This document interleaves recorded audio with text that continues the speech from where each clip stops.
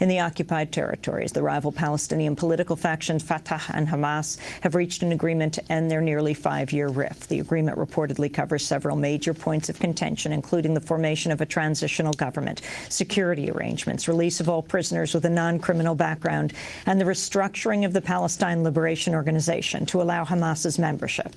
The two sides have been locked in a bitter conflict since Fatah and the Bush administration tried to overthrow Gaza's Hamas-led government in 2006. After Hamas won Palestinian national elections. Israel says it'll continue to reject any peace negotiations with a government that includes Hamas. The Obama administration signaled its opposition to the deal by reiterating the long-standing U.S. designation of Hamas as a terrorist organization.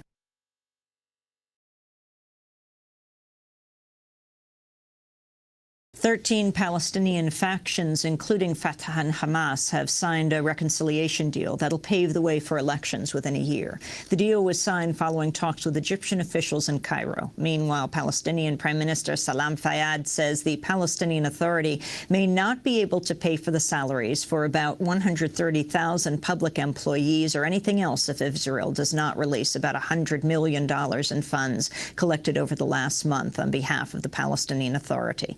Israel's withholding the funds to punish Fatah for reaching a deal with Hamas.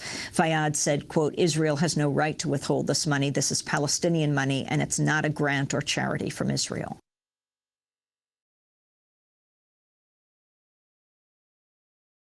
Palestinian leaders gathered in Cairo Wednesday to mark the signing of a unity deal between the main factions Fatah and Hamas. Palestinian President Mahmoud Abbas and Hamas leader Khaled Mashal held their first face-to-face meeting since 2006. Palestinian activist Mustafa Barghouti called on the international community to back the deal. What you've seen today is not only a sign of unity, but I hope you've read in the speeches that were made a sign of moderation from all Palestinians, including Hamas. And that's a very important step forward. I believe that Europe, United States, everybody in this world should support the unity agreement. Israel, of course, is against the unity agreement, and that's very clear. Why? Because Mr. Lieberman, who doesn't know how to speak diplomatically, said it very clearly. He said, we want Palestinians to remain divided so that they remain weak. And we want to be unified so that we become powerful and strong so that we can achieve real peace.